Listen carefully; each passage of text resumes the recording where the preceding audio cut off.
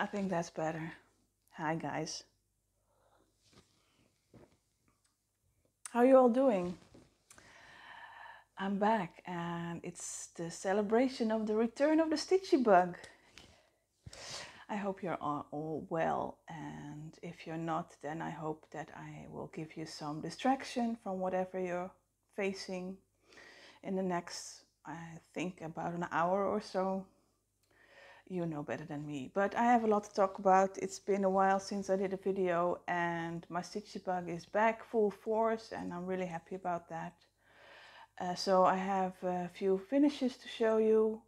I have started 2 new projects. I've been to 2 different museums that have embroidery that I want to share with you and talk a bit about. And I have a Dutch fact which has been absent for a while, but related to the trip that I went on, I thought it might be fun to share. And I have some haul, so get your favorite beverage, which is of course coffee, and let's get started. Yeah, of course I'm going to be out of practice and I will have brain farts because English is not my first language, but we'll manage. So I have a whole list of things I want to talk about, and I don't know if there's any particular order, but let's just start with whatever is lying next to me, which is a bunch of finishes. Because after I did my little parade of projects in the last video, that really inspired me, and I picked up several of them that were close to finish, and I finished them in the last couple of months. So the biggest one that I finished is, oh, hang on, let's find the pattern first.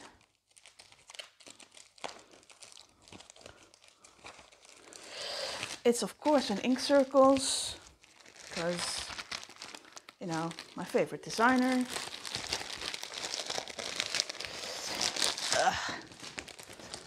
And this is Anatolia, which is, at the moment there's a lot of terrible fires going on in Turkey. I will try and find a link to like a Red Cross or something that I will add in the description box if you have the opportunity and are inclined to help. Please donate something. But yeah, Anatolia, I started this, I'm not sure when, because I stopped having a physical record. I just have a digital record of my project. So I think I started sometime in 2018, probably. Who cares? I finished it this year. And here it is. I will leave the information on all the fabrics and threads that I use in my projects in the description box. But this is the finished. Oh yeah, there we have it all. Absolutely love this. Let's zoom in a bit. I haven't seen the top in quite a while, so look at that. I love the colors. I love all the borders. It's like they took inspiration from Turkish tapestries and motifs from tapestries. And I love it. I just need to figure out how I'm going to finish it. It's probably the cheapest to make it into some kind of wall hanging. So I might have to go Google a bit about Turkish wall hangings and see if I can get some inspiration from that. If you have any suggestions, you're welcome to leave them in the comments. By the way, thank you everyone who left a comment on my previous video. That was really fun. I don't really check my comment section very regularly, so if I didn't show that I've seen it already, then I apologize for that. But yeah, it was especially nice to see a few people that left a comment saying that they have ordered the cooking book that I recommended by Mira Soda. And yeah, it really was fun to read. So anyway, where am I gonna leave this now? Let's put it over here for a second. Okay, and just in order of size, I guess. Next one that I finished recently is a long dog samplers that I started as part of a stitch along that Stephanie at Lindy Stitches suggested we do on long dog, any long dog pattern. I think it's still going. So feel free to add your hashtag longdogalong to show your long dog pattern that you're working on. But I finished mine, and this is over 1, so it's a lot smaller than originally intended, but I absolutely love it over 1. And here there's supposed to be room for your initials, but I'm not much of a person to initial my embroidery. So I looked up the specific nations that these symbols are all related to, and then looked for symbols from those nations to see if there was anything that had any meaning for me. So I added these 2 just as filler and as my own personal touch. Absolutely love this. It was a lot of fun also to read about all the different meanings behind all these animals and symbols. So yeah, I'm not sure. I think I might frame this actually, because it's not too big. It would look nice next to maybe my, where is it? There, not that one, that one. Ink Circles, Mother Maya? I don't know. We'll have a look. Then I finished something that I started, I think, last year as part of a sale for, I think it was part of a sale for, sorry, it's a bit of a weird angle on my phone, but that's because I have a different case than I used to have. Anyway, distractions. I think Abby, Bella Stitch, had a sale, a birthday sale last year, where she asked if we wanted to stitch on a scarlet letter piece. I did not have that particular design, but she threw it open for any scarlet letter design. So I picked this one, which has been in my to start pile for a while now, the Black Griffin. It's based on, the griffin part is based on an emblem from an Italian flag, and the rest is just sort of put together. But I really fell for the griffin, so I only stitched that part and decided I really liked it like this and without any further symbols or embellishments. So this is my finish on murky. It's showing, the murky fabric is showing up a lot lighter here than it is in real life. But yeah, I do love it.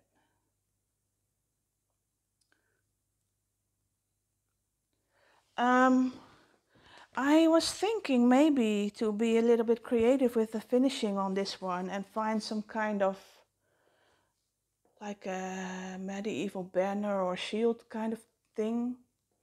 So also looking for inspiration on that if you have any suggestions. Otherwise I'm just gonna keep Googling and see if I come up with something on my own.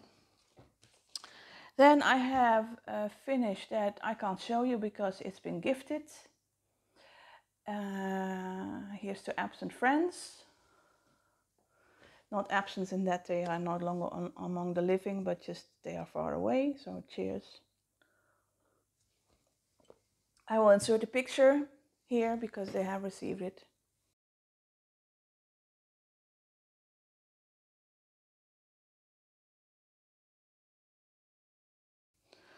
And then the last thing I did was I started and finished a darning sampler. That's, I would say it's typical Northern European, Dutch, French. They have several samplers with those styles, which are about darning patterns that you can use to strengthen fabric that is starting to, you know, it's starting to go, but it's still not, that doesn't have a hole yet. And this is an example from a Dutch person. I'm assuming it was a female.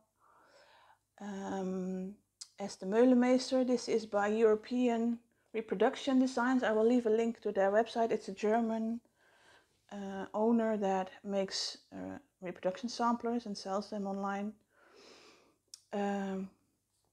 No complaints about the pattern. pretty easy to follow. It's just like a running stitch that you use. And this is my finish. It's really tiny. Look at that. Color is showing up more like an orangey red on my screen, but it is more like a pinkish red. So a darker pinkish red, more like the picture itself. Ooh. Oh, that's also showing up orangey, of course. But yeah, I used a finishing similar to the original. I used a finishing with a hem stitch, which is drawn thread technique. And I looked up, I think her name is Krista West from Avlea Design. She's a designer of mostly geometric cross-stitch patterns, like full colorish patterns. And she has a really great YouTube tutorial on how to make this kind of border and finish it this way. I will try and find a link if I can. I'm sure I can if I remember is more the issue. Right, Glenn? But yeah, I really love this. And it's just, it's not finished at the back, it's just open. Because it's supposed to be a darning thing, so it's supposed to be two-sided anyway. Sort of. It was so much fun, and I have a bigger pattern that I might start. I don't know, I have it out, so I might start it or not. And I also have a more traditional Dutch type pattern where it's really also for repairing holes instead of just repairing frayed fabrics. So yeah, who knows. I really love this. I loved having another technique to learn. And it was really quick. I did it in a week. It was really addictive too. And definitely recommend trying it for yourself if you can. So, and that brings me to adjusting my camera yet again. Maybe this? I don't know.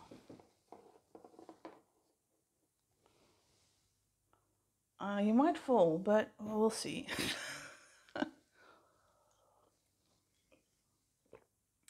Let's see.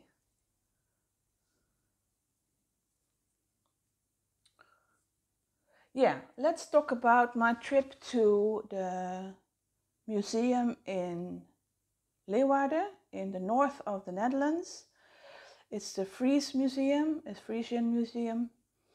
And it often has really good textile exhibits. I went a couple of years ago to the exhibit on chintz, on Indian fabrics, which was amazing and inspired me in a lot of ways to find more of those kinds of fabrics and patterns. And this year they had planned to open in, I think, April or March already. There's an exhibit called Haute Bordure, which is a pun on haute couture, and bordure means to embroider in Dutch. And it was an exhibit about different techniques of needlework, and especially how they are used by haute couture designers, Dutch and other designers, foreign designers, I don't know how to say it. But yeah, and I was really hoping to go, but as you may know, the Delta variant has hit the Netherlands pretty badly, and we are coming down from a really, really heavy peak in July. But just before that, I went, well, about a month before that, I went to the exhibit. And it felt really good. It was safe. Everybody still was wearing masks, and we had to sanitize our hands everywhere, and people had to keep distance. And there were a maximum amount of people allowed in one time in the museum. So it was pretty well organized, I thought, and I felt safe enough to go. So I went. And of course, this time I did get the book for the exhibit because I so regretted not getting it last time. It really was great. It had a great overview of all kinds of mainly Northern European, Dutch, Germanic embroidery types. lots and lots of white work, for example. But also with a big focus on famous designs. Also on regional designs. I'm trying to see if I can find some interesting pictures I can share, just to give you an impression. And different types of techniques. So there was a lot of this type of silk shading, embroidery type on pieces like these kind of Renaissance kind of dresses. And also some male garments, like, let's see if I can find a good one. Not sure if there's a picture in here, and I did not prepare this well in the sense that I did not check and leave.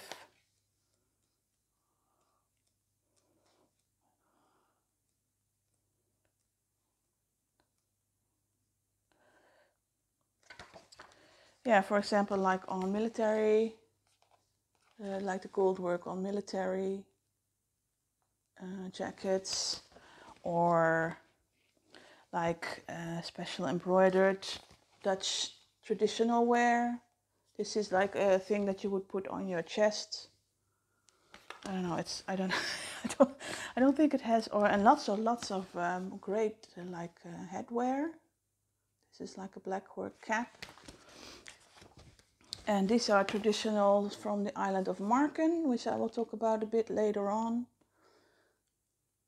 I think this is a wedding pattern for that specific island. This is a close-up of one of those. It does remind me a bit of more like Danish, Swedish type of embroidery styles. As well as more like the traditional, let's see.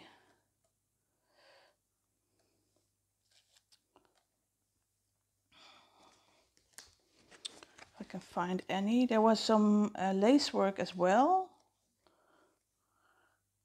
Like here. Which is needle lace, it's not bobbin lace. But yeah, as you can imagine, it was an excellent exhibit. And then we also have, of course, I did not even show you yet, some of the robes. There was one of the famous ones is from our current queen, which is a beautifully embroidered gown, which is on many of her state portraits, which is from, I think it's from, yeah, Jan Terminiau, which is her favorite designer. Let's see.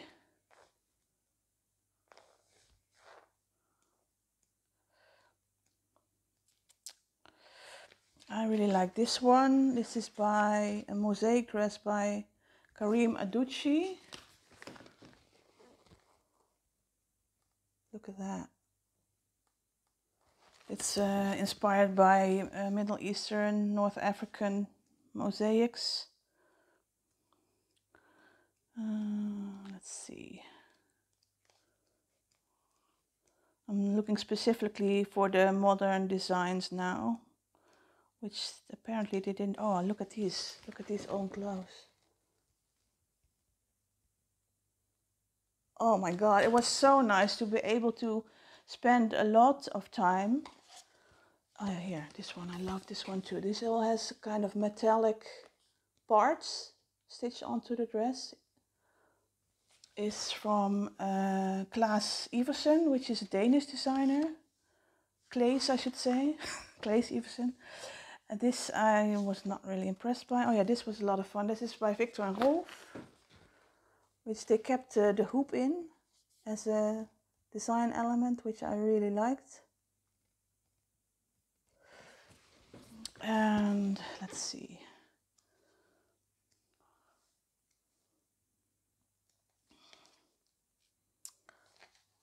Oh yeah, this was beadwork, which was from the 1920s. Look at that, that's all beads. Insane. But really, really good. There was a lot of attention to lighting.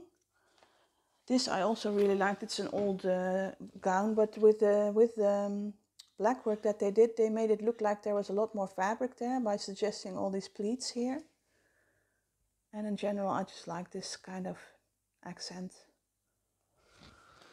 Oh yeah, it was really good, and you had a lot of time and space to really look at different pieces that were there. There were exquisite pieces there. There was a lot of attention as well to the different techniques and origins of textiles and things like that. I can really recommend going. Unfortunately, it's closed, I think, by now.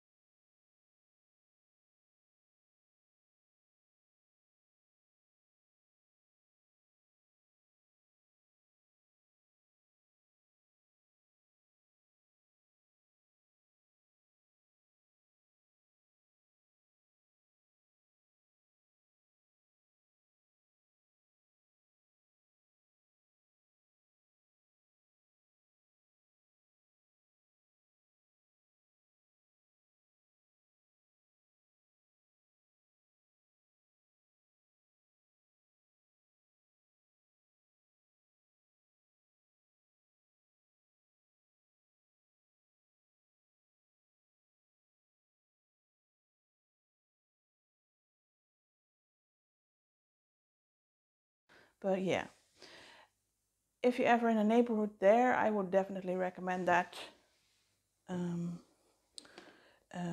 museum, because in their standard exhibit they have a few really big, beautiful Frisian samplers, cross-stitch samplers, that I think also have been reproduced by Permin, I think. I'm not sure. When I was there, I want to point you to a podcast in Dutch. So I don't know how helpful that is, but with this exhibit came a podcast about embroidery in the Netherlands and modern time, how the hobby is nowadays. Was fun, not really that I thought that they were really in touch with what's going on and the opportunities social media has to offer, but still fun. So if you have any kind of podcast app, look for the name Voortborduren Fries Museum. You should be able to find the podcast.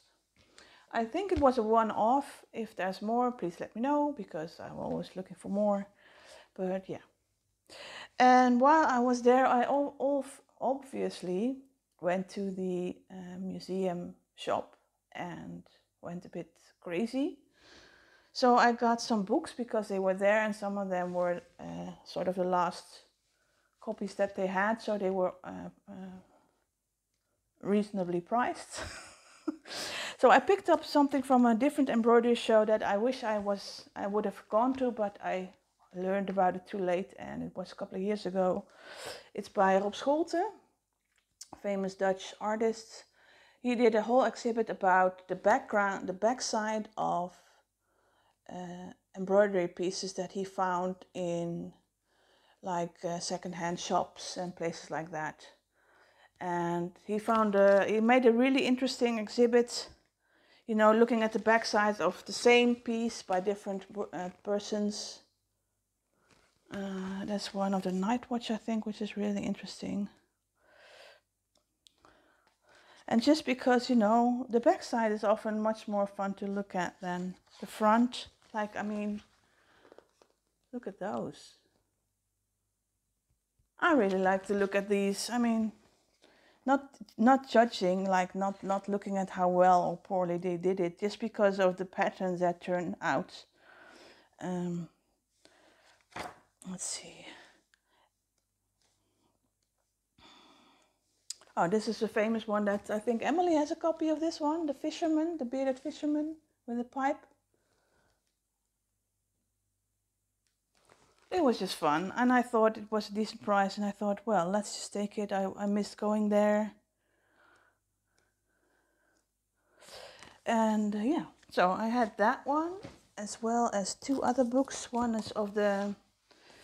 One is related to the previous exhibit that I was at about chintz, which is Indian fabrics, which I absolutely love. I mean, how can you not?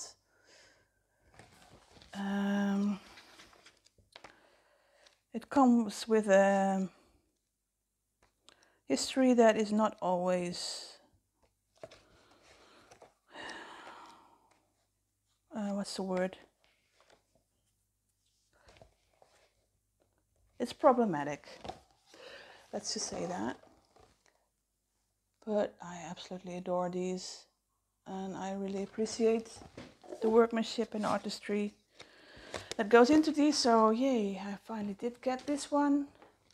And then this one is still in plastic, but I really like this one a lot too, Tudor Textiles. I really like the style, and I thought it might be inspirational for embroidery, since there's also embroidery on the textiles. So look forward to reading that. This is, trying to see, I think it was from the V&A originally, but I'm not sure. I'll see if I can find it. So, then on to some coffee. It's raining. So let's talk about a few starts that I made.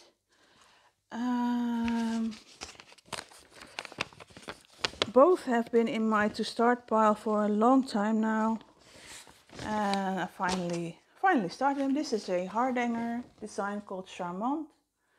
It's by Hardanger Carpacar. It's a Spanish designer. I will leave a link below. I started this and I've run into some issues. This should not be your first Hardanger. If you want to make this, please make a few other Hardanger designs first, because it gives you the pattern, but it does not necessarily explain every single stitch type that's on the pattern.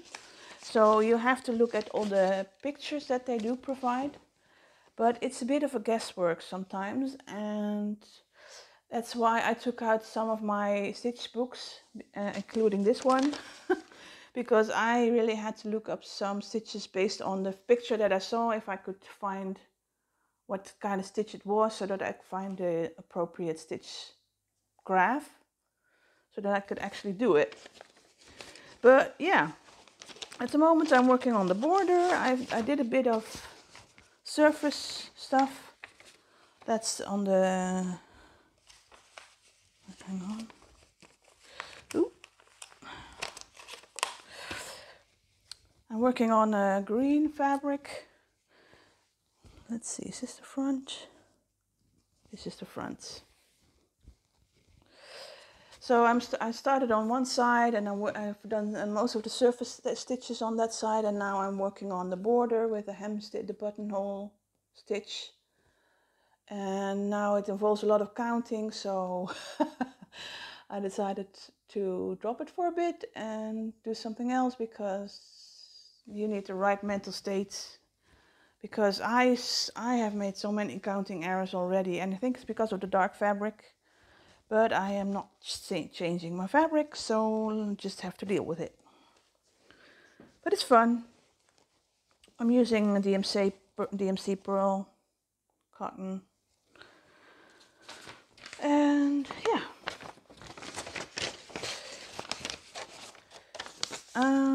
If you're interested, I will try and find the Hardanger for Beginners series that one of our Canadian stitchers made. Her name is not coming to me. But that was the one that I learned from how to do Hardanger. Definitely recommend her. If I can find it, I will link her series in the description. Then another thing in my start pile was Indian Inspirations by Mary Hickmott. And I had started it a bit and I wasn't sure about it, so now last week I've been working on it, starting from the bottom and working my way up, just to see if I like it, because it is quite bright, as you can see, and the colors are not always, they don't always make sense while you're stitching. But if you look from it from a distance, then you can actually see it come together. So I'm actually starting to really like it now, which is a good thing because this pattern is something like 1 meter long. This is about the width of it, so it's just about 20 centimeters wide, I think. But yeah, this will keep me up nights for a few years to come. And thank you for everybody who was so enthusiastic on Instagram. That really helped too, but yeah, seeing it grow this week has helped a lot to make me really love it. So I think I will definitely keep going on this.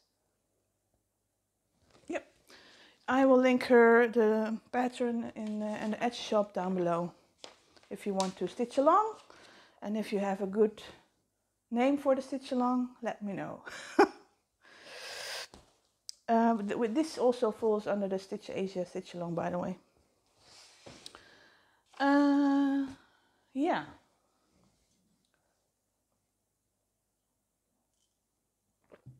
So another exhibit I went to was, I had a week off when I had my second shot, because I wasn't sure if I would have a lot of negative effects and I didn't want to interfere with my work.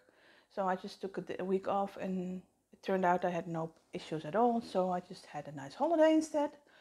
And that means that I had, well, it was weather like this, it was raining all the time, mostly. But I went to one of our older Dutch villages, our more traditional villages, and had a look at their local museum with local history. And they had an exhibit on needlework there as well, basically an exhibit of samplers. And that was fun, and I will try and find some pictures that I can insert here so that you can see as well.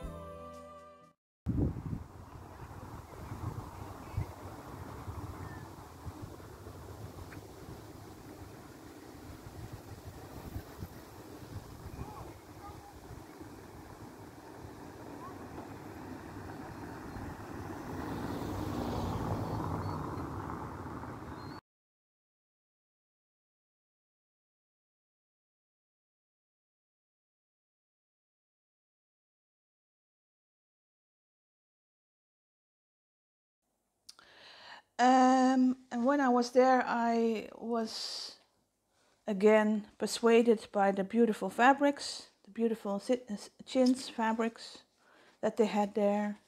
So I got me some. Oh, look at that. This is dark black, and this is really dark purple background. And this is like a cream background. But I have no idea what I'm gonna do with these yet, but I'll find something for it. I mean, It's going into my collection, that's for sure. Which brings me to the Dutch fact that I would like to talk about, and I'm trying to decide if I'm going to do that now, but I think I might save that to the end, because I know not everybody's always that excited about my Dutch facts. So I'll leave that to the end, but it is related to the village that I was in. So then all I have is some more podcasts recommendations. I forgot last time, and I added it in the text in the video, but I'm not sure if I was clear, that I've listened to a really nice podcast about the history of Indonesia, specifically the history of it being a Dutch colony and it turning into its own republic, and what that entailed and what the role was of the Dutch as well as other countries in all of that. It is a really good podcast by a historian, and if you look it up, look for Revolutie, spelled in the Indonesian way, so Revolusi. It's in Dutch, by the way, so I'm not sure if you can find an English version, but just for the Dutch-speaking people, I wanted to really recommend this. By the correspondent, I think is a series by. And another one that I came across is I have an interest in historical reenactment, and I follow some people on social media for that. And one of them mentioned that they were a guest in a podcast, and they were talking about needlework there. So I was interested. It's very much an amateur podcast, recorded over, I think, what's it called? It's the one that the gamers use. Well, you'll see me insert the name somewhere here, because I'm drawing a blank. But it's the connection is not always that great, so sometimes there's long pauses and sometimes there's half sentences. So if you don't mind that, and you can easily listen to it in 2 speed, I think, because they don't talk really fast. But there are 2 lady archaeologists who met through archaeology but share an interest in cooking and needlework.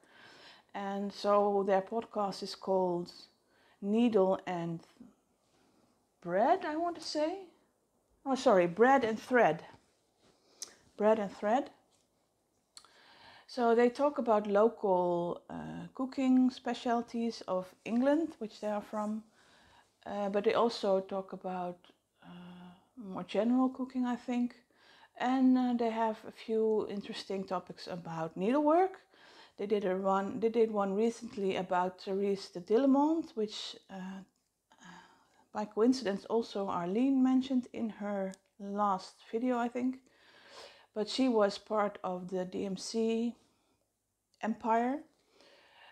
That was really interesting. And they also did they have topics about knitting, but also about sewing and general embroidery, and it was really interesting. If you have the patience to listen through the silences and the bad connection, then definitely have a go. I will put information in the description. Then I had a gift card from Jukas, not from Jukas, but from a friend, to spend at Ecru Designs for some fabric, and I had not been inspired for what I wanted, but then recently I did find several colors that I was really piqued by, so I ordered them and they arrived this weekend. So let's share what I got as whole, which is a 32 count dark seashell. They're pretty big sizes because I have not really anything specific in mind for them, but I just really love the color, and I think I will definitely find something to put on these. This is the dark seashell. It's a very soft pink, grayish pink. That's the best I can describe it as. It Has a little bit of mottling on it, but not a lot. Yeah, if I put it closer, it just gets more washed out. Yeah, 32 count linen, love this. I think she had several of this color still available. I will link her Etsy down below. And the other one is a 36 count, I think. Yeah, 36 count linen in ash. I think it's dark ash, was it how it was described on the website. This is more of a greenish gray brown with a little bit of tan mottling, well, khaki mottling, which is showing up pretty well.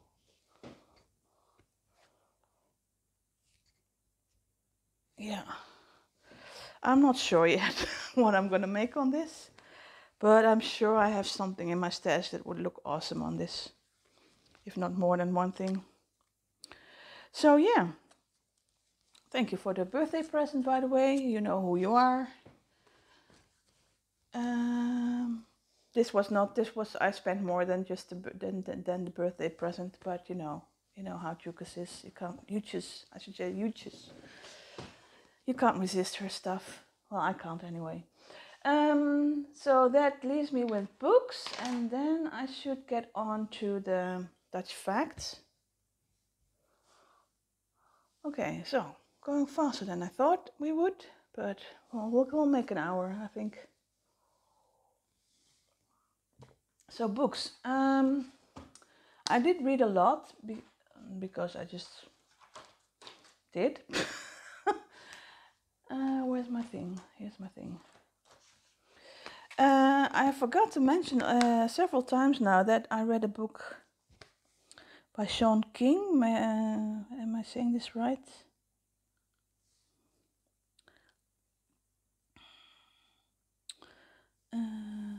Finished.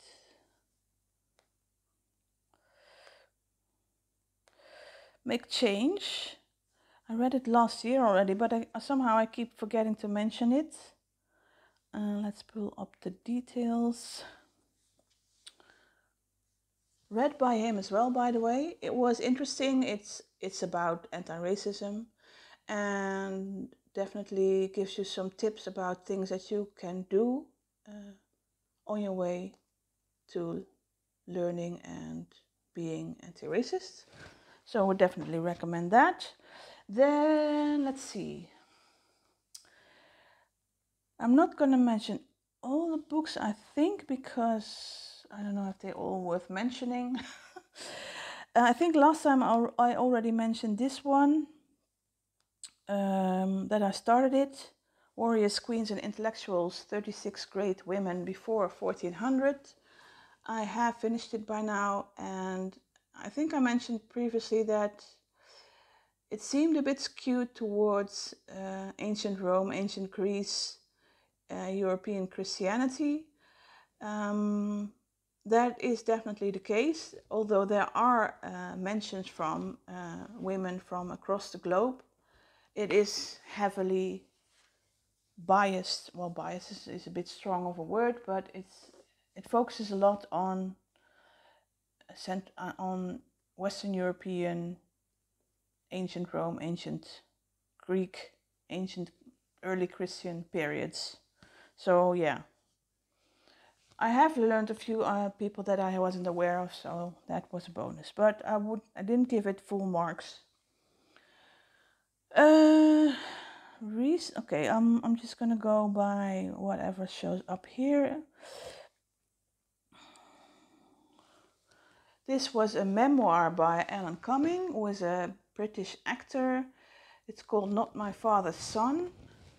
I have not seen a lot of his work, but I have seen the episode of Who Do You Think You Are, which is a BBC program which follows the genealogy of famous people, and I found it really fascinating. And part of this is about the time that he was making these how do you call it? He was taping this episode, and at the same time was learning some very devastating family history background that kind of screwed with his mind. And this, in general, his memoirs were very fascinating, and he also read this audiobook. I can highly recommend it. Trigger warning, by the way, for violence and domestic violence in particular. Then this was a really important book. Again, trigger warning. This is about sexual violence. Not That Bad by Roxane Gay. Dispatches from Rape Culture. This was an eye-opener. Not That Bad refers to how people generally refer to their own trauma, comparing it to other people's trauma. And this is about that and experiences of all kinds of people with rape and sexual violence, which was heartbreaking but also eye-opening. And if you are ready for that, I definitely recommend a read, because it taught me also a bit about the toxic environments I have dealt with, and maybe picked up some things from that I shouldn't have.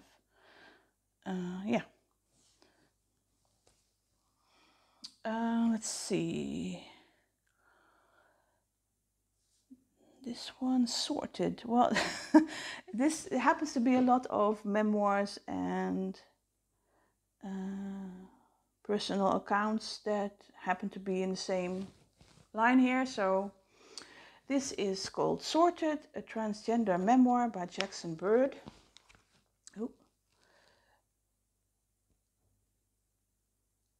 Jackson is a trans male, if I'm saying this right. I hope I am. And talks about their transitioning and what they had to deal with and why they went through it. And it was really educational for me. And if you are looking for some place to learn a bit more about what transgender people have to deal with, then I would definitely recommend this book. Then something that you probably all have at least seen, Game of Thrones by George R.R. Martin. This is the first volume, and I think I've seen the first and maybe the second series, but I hardly watch any TV, so I have not seen the rest, but I figured I would start reading the series. This first volume, I knew most of the story. I remembered most of the story from watching the TV series, but it did have me wondering a couple of times about the necessity of certain scenes, let's say it like that. People have talked to me that they say that the next volumes are a lot less about sexual violence and misogyny. So I might give volume 2 a go, but I am on the fence about this. I really enjoyed the story, but I did feel that some parts were not necessary for the story. Indian Horse, let's see. I hope I'm getting everything here. Richard Wagamis, I hope I'm saying that right. Indian Horse. Again, a memoir. Again, trigger warning. This is a Ojibwe male who is sharing his life story up until now, and sharing his experiences growing up with his own family, living on the land, being captured and sent off to a reservation school in Canada, which, as we all know by now, or should know by now, is not the best of experiences. Discovering ice hockey, and excelling at it, and being confronted with all the racism in the Canada of the 1960s, and all the disappointments and frustrations that brings, leading to alcoholism, and finding a way through all of that, It was heartbreaking, but also captivating, and if you're up to dealing with that, I would highly recommend it. I saw a few reviews that said they sort of got thrown off by the fact that it's a lot about hockey. Well, that's this person's passion, so be prepared that it's going to be a lot about hockey. But I find it fascinating still, even though I'm not a sports person. Let's see, more books. That wasn't that interesting.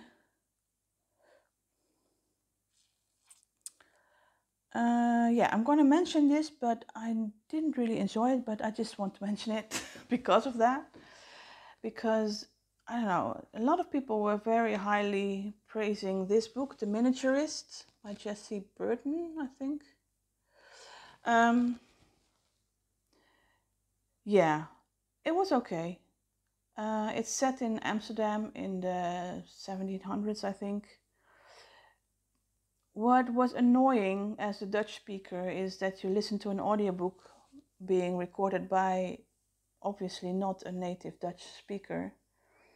And for some reason the author found it necessary to throw in a lot of Dutch words, which did not add anything to scene or storytelling. It came across to me as just trying to show how much she did her research and how well she knew all the Dutch place names, and you know, why is it important to use the Dutch word for fried cakes? Why not just say fried cakes instead of making an English-speaking woman try and say oliekoeken? I don't know. It was really annoying that the Dutch word sometimes was so incomprehensible to me, even that it threw me out of the story a lot. And the second complaint that I have, it is called The Miniaturist, but if you left out the miniaturist of the story, it wouldn't change anything in the story. So to me, The Miniaturist is pointless. If you still want to read it, be my guest, read it. Find out for yourself, make up your own mind. And the most recent thing, I'm trying to see if there's anything I left out. I've read a few, you know, easygoing English murder mystery type books, but I'm not going to mention those because everybody knows Agatha Christie. But I recently finished Jane Eyre, which is of course a classic. Charlotte Bronte, by Thandie Newton, read by Thandie Newton. Oh my gosh, this is a great reader. I love this book. I've always loved it. And now I have an audio version with an excellent read. I highly recommend it. I gave it 5 stars on all accounts. I do recognize that some of the parts in the plot really rely on coincidence, but I am really prepared to overlook that. So yeah, if you want to read a good classic by one of the Bronte sisters, then definitely look this one up. And that's it. I'm trying to see if I missed anything, because sometimes I read on my phone and not my tablet. But I think, yeah. So I think I'm checking my notes, see if I missed anything. Yeah. So my Dutch fact is related to the trip I went to, as well as the floodings that we had recently. On a Saturday, I got several distressed people trying to reach me because they were worried about me because of the flooding that they've seen in my part of the world. I am happy to say that we have not had any effect of that here. Further south from where I live, let's say about 100 kilometers, the devastation was enormous, and especially also in Germany and Belgium, where they were really caught off guard and lost several people. Lots of lives were lost, lots of properties were lost. I will also leave a link if you want to donate to the Red Cross in the description, because that's devastating and will have a long time effect on all those people, because just the fact that they need to clear out their houses and their businesses and get an evaluation for the insurance, if they get anything back from the insurance at all. They have to deal with maybe losing loved ones as well. On top of that, it's going to be a long time before things can get repaired, because, you know, it's summertime, it's holiday time also, but other than that, there's so much damage that most of the builders will be, you know, fully booked, so they will going to have to wait their turn. So yeah, it's pretty devastating for a lot of people down there. And again, as I said, if you are able to donate or send any kind of help, check out the links. But yeah, that also combined with my trip to Spakenburg, because when I went to the museum there was a lot on the flooding that they had there in the early 1900s and how that impacted the village life there. And I thought, because I haven't done one in a long time, maybe I should do a Dutch fact on the Zuiderzee, or the South Sea, which is a body of water that is located in the Netherlands, but it's no longer called the Zuiderzee. It's called the IJsselmeer. So it went from being called a sea to being called a lake. This is a current map of the Netherlands. The black line is our border. This is where the flooding was. This is about where I live, so I live a long way off. But this is all the islands that are in the Caribbean that are still part of our kingdom, as inserted in the map. This is Germany, this is Belgium, just for reference. And what I want to talk about is this body of water here. It didn't always look like this. It used to look more like this. And if you can see, it was a lot bigger. As you can see here, there's been land added. So why is that? Well, the reason for that is another flooding. It was in January of 1916. There was a couple of days of really bad storm in what then was still called the South Sea. It was open to the sea in the north. Like, as you can see here, this body of water that was open to the sea. And there's been several days of really bad winds and storm, with wind direction this way, which was pushing all the water out from the outside into this water, into the sea.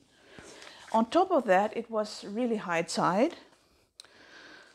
And what that means is you get a storm surge. And a storm surge is when the wind is pushing all the water into the coastline. And that means a lot of water is being pressed into the coast. And on top of that, because the coastline gets less deep, it gets pushed into a really tiny space, a lot of water, which obviously means that it has to go somewhere, so the water table rises, the surface rises. So what you get is it's similar to a tsunami, but it's different in that in the tsunami you first get a retraction and then a flood wave. This is just a few days of storms pushing all the water and sea level rising and rising and rising slowly.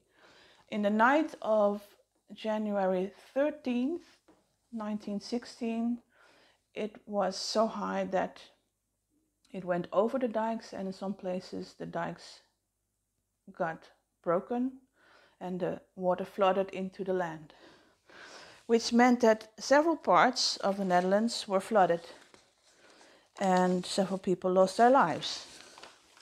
Let's see. So this is a close-up of the South Sea as it was then. all the black areas are areas that were completely flooded by the storm. And if you look, here's Amsterdam. And here is the town of Spakenburg that I mentioned that I went to. So as you can see, also Spakenburg was flooded. And some parts of the north as well. Because of this, excuse me, because of this, the government decided that they wanted to do something drastic. They did not want any more flooding in that area. So 2 years later, in 1918, they approved what is called the Zuiderzeewet, which is the South Sea Law. And with it, they propose a way of closing off the sea with a dike in the north to prevent waters from coming in during storm surges, and also making the dikes along the coastline better, improving them, and the part of, sorry, let's,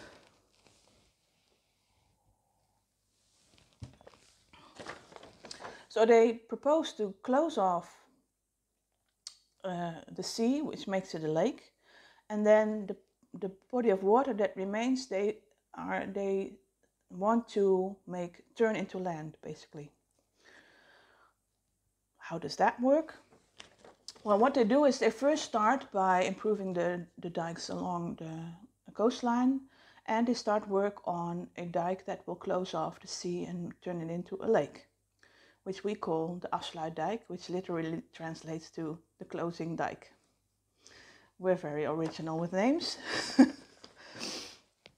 So that's what happens, and in the 30s, the dike is finished. And after that, they start working on acquiring the land.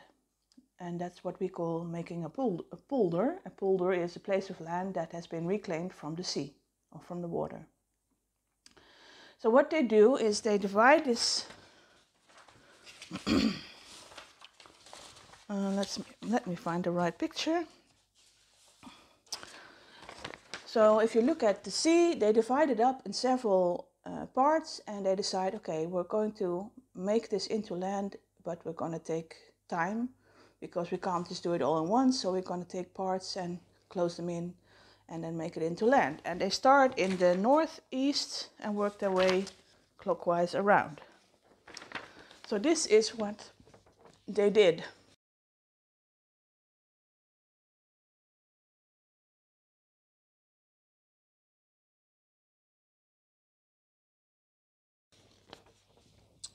The dark green areas are areas that were formerly sea and are now land. So they started here, they made a dike in the 30s, and it was and started reclaiming the land that was inside of it. So basically pumping out the water that was inside of it. And this was finished during World War II. This is the Noordoostpolder. The Germans who were occupying the Netherlands at the time thought it was a great idea and let the works proceed. This was also an area where a lot of Jewish people and other people were kept hidden from the Germans, so it was in more than one sense an important area for us. And then after that they sometime they also did this part. I'm not sure when, I couldn't find any dates for that. But the main other thing that they did was in 2 parts they made this area, which is called Flevoland and is now actually our 12th province. It has more than 400,000 inhabitants. And as you can see, somewhere on this side is Spakenburg. So once Spakenburg looked out into open sea, but now if you go there, you can see the land that was formed here. And I have a picture of that. I'll try and remember to insert it.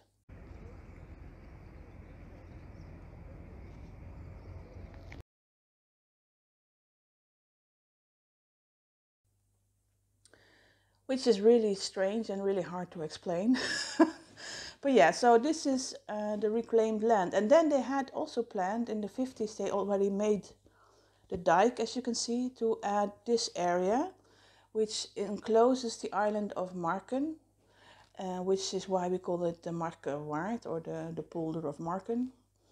But they stopped it because this was finished by the time it was the 80s, so that's when they wanted to move on here. But by that time, people were starting to realize that it was all having a bad effect on the quality of flora and fauna in this area. So the public opinion was changing, and they did not want another polder here. They wanted to keep it open. So despite that there is a dike there, they never reclaimed it as land. And even, I think it was 2003 that they officially said that they would never reclaim it and leave it as water. What they have done is that they added an ecological zone here to propagate better flora and fauna again, which is called the Markerwadde, and has been finished, I think, recently even. A few of my colleagues have worked on that. So now there's an area of wetlands here that is good for birds and fish and other kinds of wildlife. And that should be about the end of what they had planned to do in the IJsselmeer. And this all this went from salt water, and because it's being fed by rivers like over here, which is the river IJssel, which is why it's called the Lake IJssel, IJsselmeer, this is gradually turned into brackish and even sweet water,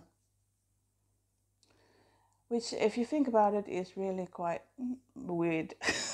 But yeah, that's why they say the Dutch reclaim land and they make their own country, because we basically did that.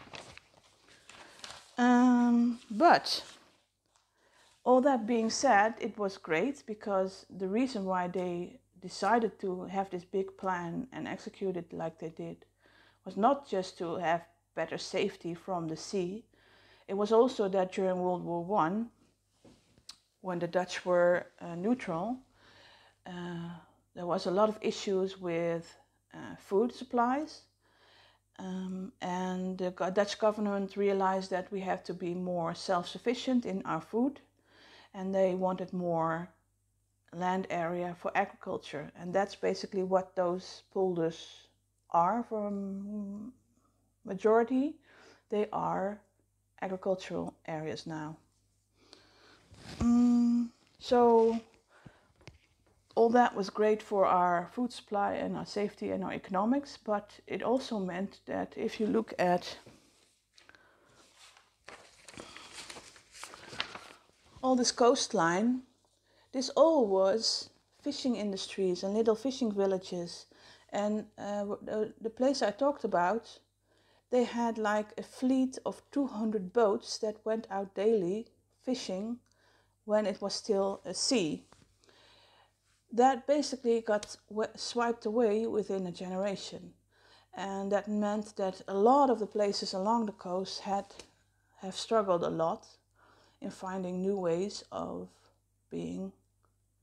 having economic wealth. So that is the downside of all of this. And that was also one of the factors why they did not want to fill in this, because the island of Marken is a very traditional Dutch island still.